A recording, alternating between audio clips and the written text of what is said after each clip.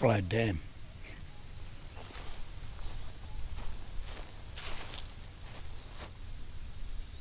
It's pretty amazing, eh? It's quiet up here too, peaceful. Just little birds.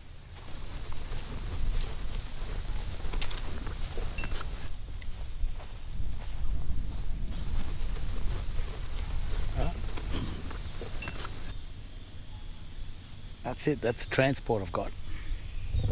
Transport. That's what I used to travel.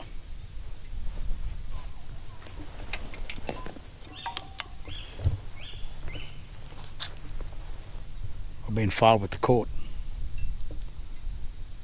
That means the one machine on the 5th month, 2018.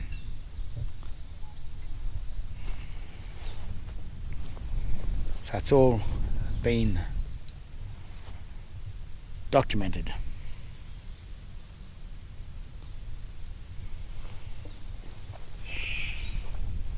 There's no license. It's not registered. They've just been notified. It's on record. It's been filed with the court. It's been stamped with the court.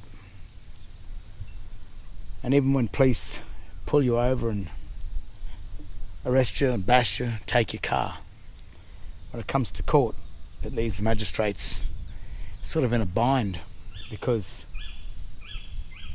it's on record. No one complained, no one wrote back, no one said you can't do it.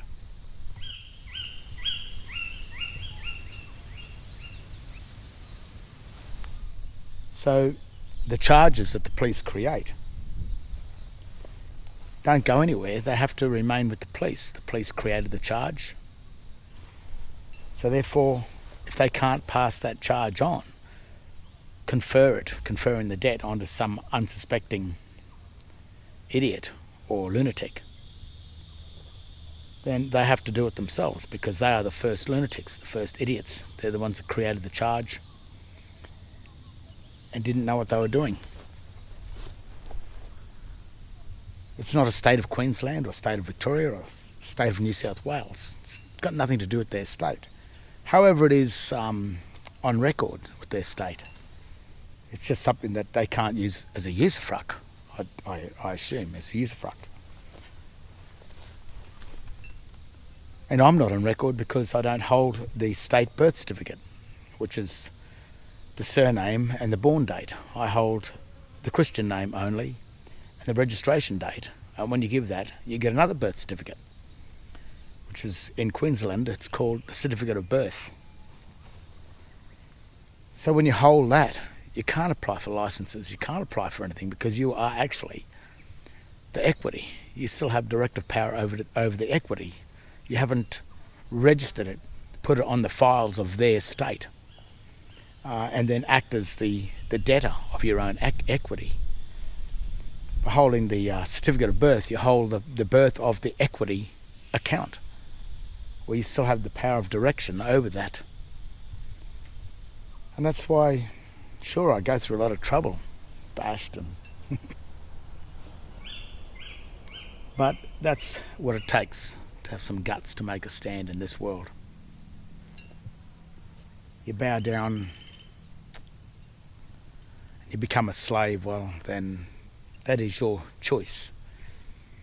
But the choice of getting out of being a slave takes a lot of knowledge, a lot of research, but it's something that you have to either do, or if you don't do and you remain a slave or a state citizen, then you've just got to abide by the rules of the state and always, well, plead guilty, as I do if I'm forced to act as a debtor.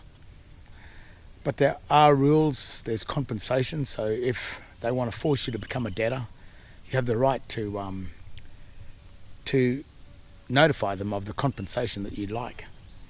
But if you blindly go ahead and accept their paperwork, their documents, their legal titles, then, you know, you've only really got yourself to blame.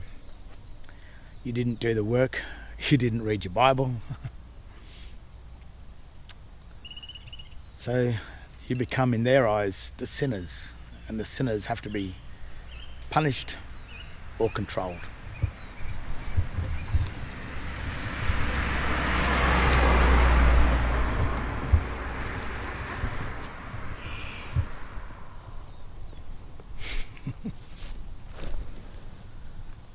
And that's why the system works.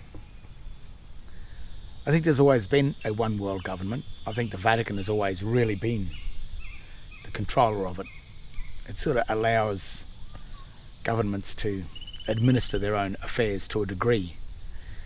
But the whole thing really boils down to a Christian Judea type system. One trust. It's a biblical trust.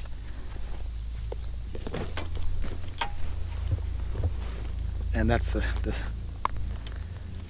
dark side of it all that you have to know. It's satanic.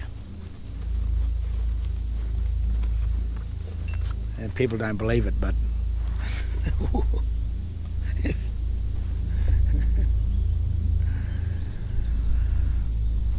a crazy system.